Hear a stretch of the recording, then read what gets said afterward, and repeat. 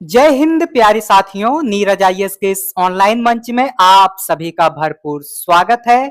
साथियों, जैसा कि आप सभी को पता है कि हम लोग इस समय भारतीय राज्य व्यवस्था से संबंधित एनसीईआरटी की पुस्तक को पढ़ रहे हैं, जिसकी शुरुआत हमने कक्षा 6वीं की एनसीईआरटी से कर रखा है और उसमें भी हम लोग अब तक 2 अध्याय पढ़ चुके हैं और आज हम लोग पढ़ेंगे तीसरे अध्याय को, जिसका नाम है सरकार।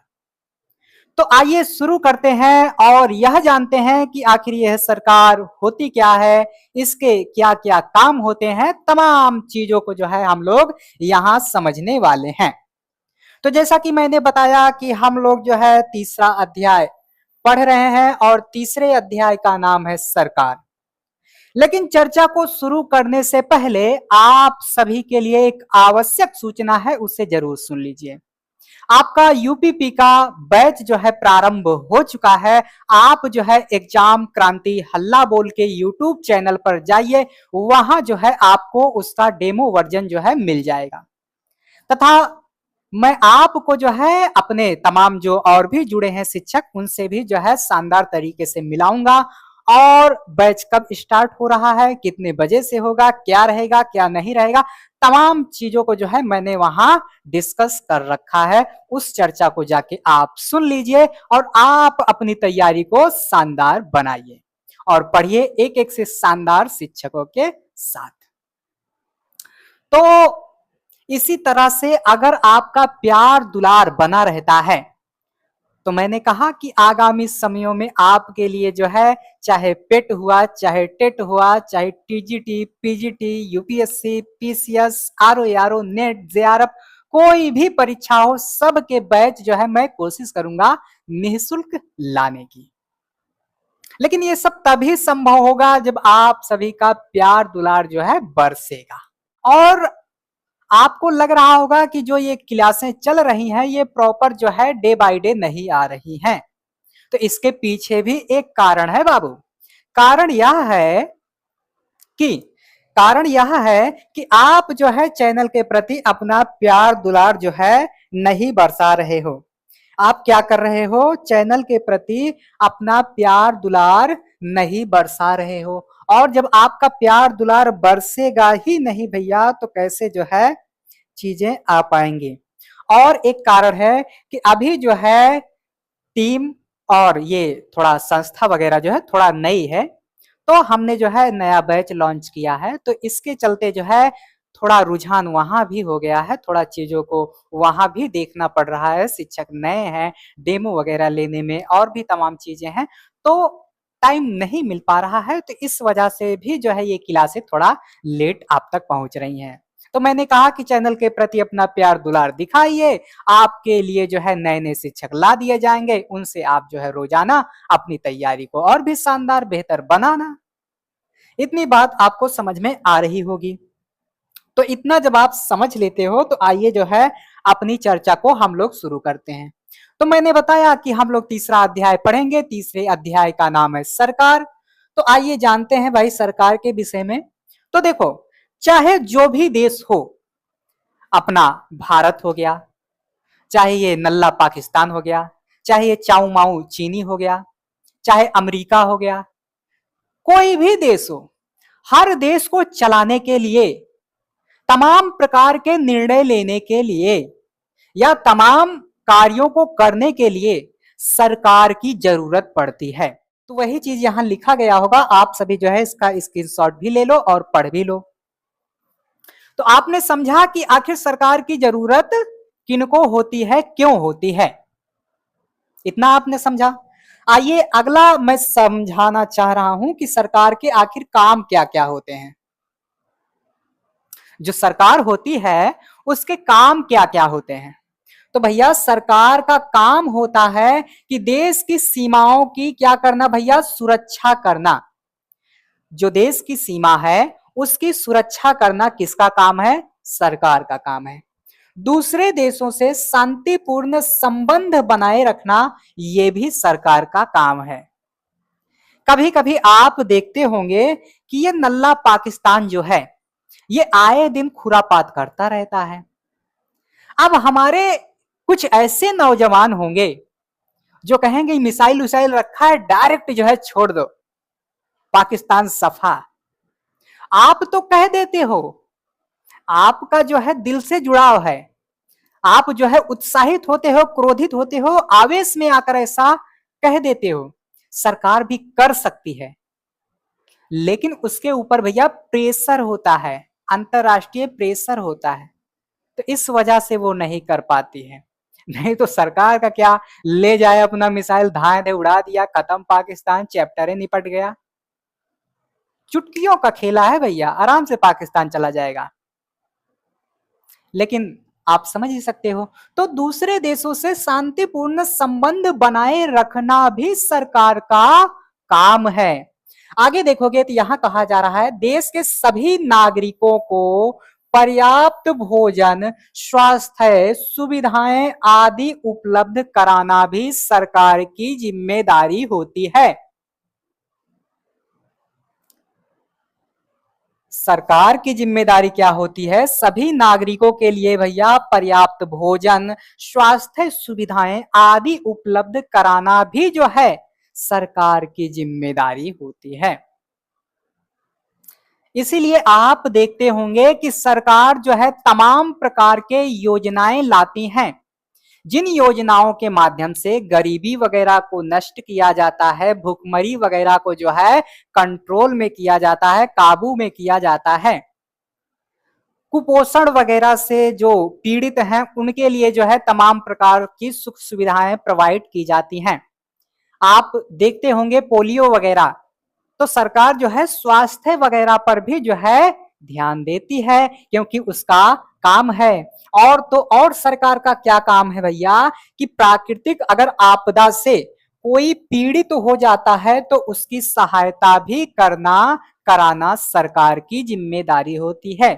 जैसे आप देखते होंगे, कहीं मान लो बादल फट गया, कहीं भूकंप आ गया, कहीं सुनामी आ गया, कहीं चक्रवात आ गया, तो आप न्यूज़पेपरों में सुनते होंगे कि सरकार ने जो है हेलीकॉप्टर के माध्यम से भोजन पहुंचाने की व्यवस्था की और जो घायल पीड़ित हैं उन्हें अस्पताल लेकर गई। सुना होगा आप सभी ने न्यूज़पेपर वगैरह में। तो भैया ये भी सरकार के काम हैं। और क्या क्या सरकार के काम हैं? तो भैया न्याय व समानता के प्रति वचनबद्ध होना भी सरकार का काम है, सरकार की जिम्मेदारी है। समझ में आ रही होगी बात। तो ये सारे जो है सरकार के काम हैं। लेकिन आप देखते होंगे कि जब आप वोट दे देते हो, चुनाव समाप्त हो जाता है, तो परिणाम क्या आता है? वही फिर से जो है पुराना खेला शुरू हो जाता है। हमारे एक बड़े परम मित्र, हम लोग प्यार से उन्हें बड़े भैया के नाम से बुलाते हैं, वो ऐसे मजाक मजाक में कहते हैं कि चुनाव जो है वो 2 चरणों में होता है। पहले चरण में नेता आपके चरण में होता है और दूसरे चरण में आप नेता के चरण में होते हैं। थोड़ा कठिन है, समझिएगा, मजा आएगा बाद में। तो ये सरकार के काम है, आप सभी ने सरकार के काम को भी जो है जान लिया। अब देखिए सरकार के स्तर, सरकार जो है कितने स्तरों पर काम करती है, लेकिन उसे जानने से पहले सबसे पहले ये जान लो कि सरकार के अंग कौन कौन से हैं। सरकार के अंग, तो आप देखोगे सबसे पहले आएगी विधायिका। क्या आएगी बाबू? विधायिका। विधायिका का काम होता है भैया नियम कानून बनाना। विधायिका यानी कि समझ लो ब्रह्मा जी। ब्रह्मा जी जो है नियम कानून विधान वगैरह बनाएंगे। ठीक है। विधायिका के बाद आप देखोगे कार्यपालिका। क्या भैया? कार्यपालिका। कार्यपालिका के भी जो है 2 भाग होंगे, लेकिन यहां जो है मैं बताने में समर्थ नहीं हूं, यानी कि मैं बताना ही नहीं चाहता, क्योंकि ये एनसीईआरटी की किताब है, उसका दायरा जो है काफी बड़ा हो जाएगा। अभी मैं इसका विभाजन करूंगा, फिर उनके बारे में बताना पड़ेगा, तो इससे अच्छा जो है आप अभी यही समझो 3 केवल। और उसके बाद आप देखोगे न्यायपालिका। न्यायपालिका पालिका ये नियम बनाएगी, है ना, ये नियम बनाएगी, ये लागू करेगा और ये जो आदमी है ये न्याय करेगा। ठीक है, तो सरकार के अंगों के विषय में अगर हम लोग चर्चा करें तो आएगा विधायिका, फिर कार्यपालिका, फिर आएगा न्यायपालिका। इसका काम होता है विधान बनाना, इसका काम होता है लागू करना और इसका काम होता है न्याय देना, है ना। ब्रह्मा विष्णु महेश की तरह इसे आप समझ लीजिए। ब्रह्मा का काम होता है विधान बनाना और जो है विष्णु जी का काम होता है लागू करना और अपने जो ये महेश जी हैं यानी कि शंकर भगवान हैं, अगर क्रोध आ गया भैया तो सबको निपटा दो, चैप्टर खत्म।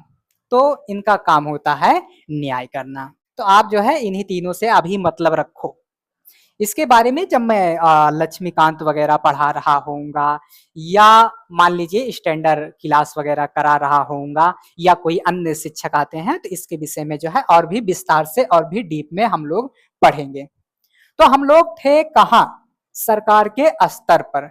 तो देखिए सरकार जो है कई स्तरों में अपने काम को करती है। सरकार जो है कई स्तरों पर अपने काम को करती है। जैसे स्थानीय स्तर पर, स्थानीय स्तर में आप देखोगे जैसे गांव हो गया, शहर हो गया, कस्बा हो गया, मोहल्ला हो गया। तो सरकार जो है स्थानीय स्तरों पर काम करती है। सरकार जो है राज्य स्तर पर काम करती है यानी कि पूरे राज्य को संभालती है। फिर उसके बाद जो है राष्ट्रीय स्तर पर यानी कि पूरे देश, है ना। तो सरकार 3 स्तरों पर कार्य करती है। ये हो गया। आगे देखोगे तो यहां दिया गया है सरकार एवं कानून। अब भैया सरकार और कानून के विषय में आइए थोड़ी बहुत चर्चा हम लोग कर लेते हैं। तो यहां देखोगे सरकार जो है कानून बनाती है और देश के सभी लोगों को वे कानून मानने होते हैं। मैंने बताया ना, किसको बताया, ये विधायिका, ये भैया क्या करेगी, विधान बनाएगी। बनाना, यहां बनाना से आप केले वाले में मत चले जाना, है ना। बनाना, इसका काम है भैया नियम बनाना और इसका काम है लागू करना। क्या करना भैया, लागू करना। और फिर उसके बाद इसका काम है न्याय देना। समझ में आई। विधायिका का काम है नियम बनाना, कार्यपालिका का लागू करना और न्यायपालिका का काम है न्याय देना। तो उसी आधार पर आप देखोगे सरकार कानून बनाती है और देश के सभी लोगों को वे कानून मानने होते हैं। तो समझ में आ गया कौन कानून बना रहा है, लागू कर रहा है। तो ये हो गया। सरकार के पास कानूनों को मनवाने के लिए बाध्य करने की भी ताकत होती है। अगर मान लो आप किसी भी कानून को मान नहीं रहे हो तो भैया सरकार के पास वो अधिकार होता है कि आपसे जो है वो बात मनवा सकती है। तो इसमें कुछ खास था नहीं, समझने समझाने के लिए बिल्कुल नॉर्मल सी बात है। स्क्रीनशॉट लेना हो लीजिए, आगे बढ़ते हैं। यहां आप देखोगे तो सरकार के कुछ प्रकार दिए गए हैं।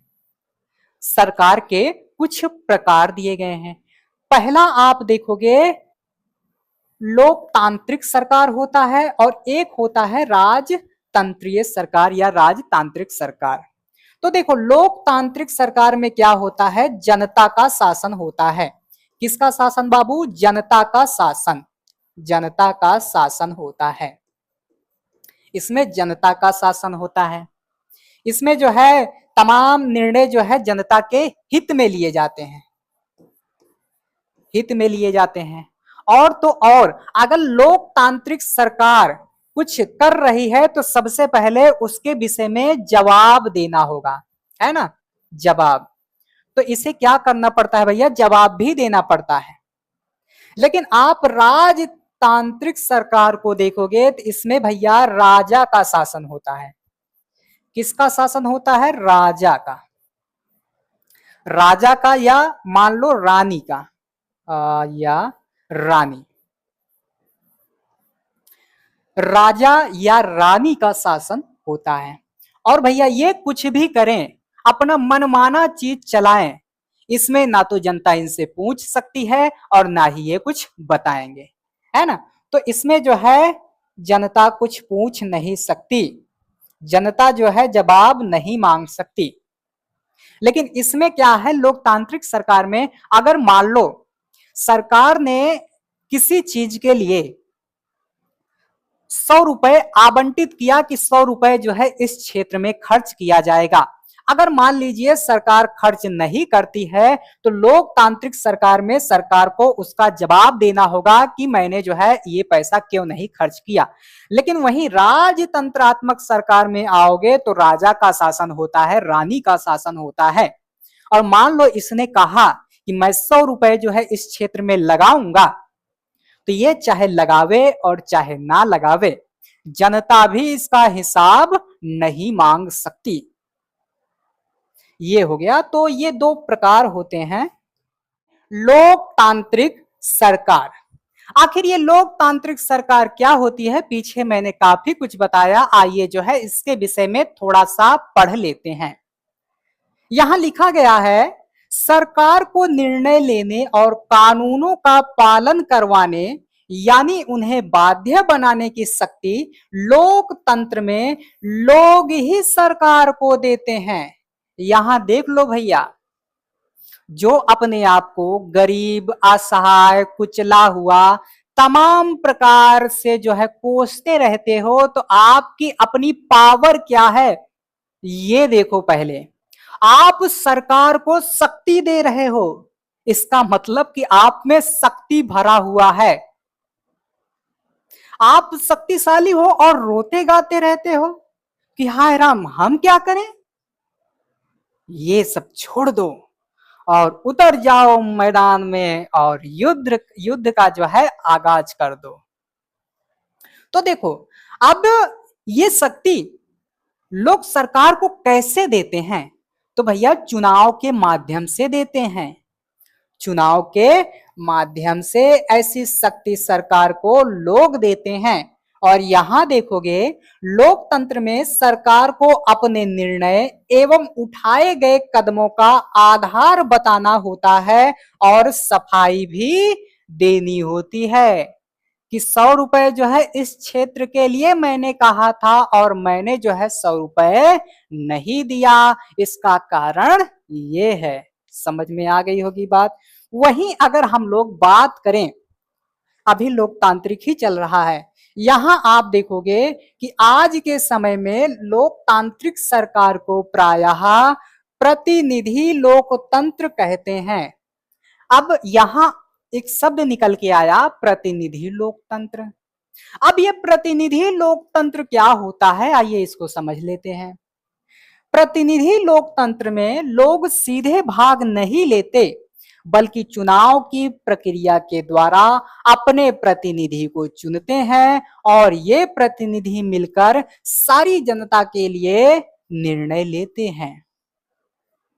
यानी कि आज के दौर में देखें तो हम लोग जो है क्या कर रहे हैं भैया, प्रतिनिधि लोकतंत्र चुन रहे हैं और ये प्रतिनिधि लोकतंत्र जो है हमारे लिए निर्णय वगैरह लेते हैं और हम इन्हें चुनकर भेजते हैं कि जाओ बाबू मेरे लिए जो है ये चीजें तुम करना, जितना वादा करके गए हो उसको निभाना। और खुशी के मारे झूमते हुए गाना गाते हैं, जो वादा किया वो निभाना पड़ेगा, रोके जमाना रोके खुदाई तुमको आना पड़ेगा। लेकिन जब यही नेता चुनकर वहां पहुंच जाता है तो भैया जनता को फिर जो है इस तरह से चूसता है, इस तरह से इसको दिग्भ्रमित करता है कि पूछो ही मत। अगर मैंने 2-4 उदाहरण दे दिया, फिर मेरे नाम जो है बहुत सारे केस आएंगे, देशद्रोही, फलाना द्रोही, धमाका द्रोही, तमाम प्रकार के टाइटलों से जो है मुझे सुशोभित किया जाएगा। तो इससे अच्छा है भैया शांत ही रहा जाए। ये प्रतिनिधि लोकतंत्र क्या होता है समझ गए आप। और वहीं राजतंत्रीय सरकार क्या होता है, इसके विषय में मैंने पीछे चर्चा कर दिया कि इसमें राजा या रानी का शासन होता है। इसमें जो है तमाम जो निर्णय लिए जाते हैं वो राजा या रानी के द्वारा ही लिए जाते हैं। अगर राजा ने कहा यहाँ 100 रुपए खर्च करूंगा, अगर खर्च नहीं होता है तो कोई पूछने उछने वाला नहीं है, क्योंकि सारी शक्तियां जो है राजा रानी के हाथों में होता है। तो आज के लिए बस इतना ही, फिर मिलेंगे जो है अगले अध्याय के साथ। चर्चाएं कैसी लग रही हैं आप सभी को प्यारे प्यारे कमेंट के माध्यम से बताना है, और चैनल के प्रति जितना ज्यादा प्यार दुलार दिखाते हैं आने वाले समयों में उतना ही आपका फायदा होगा।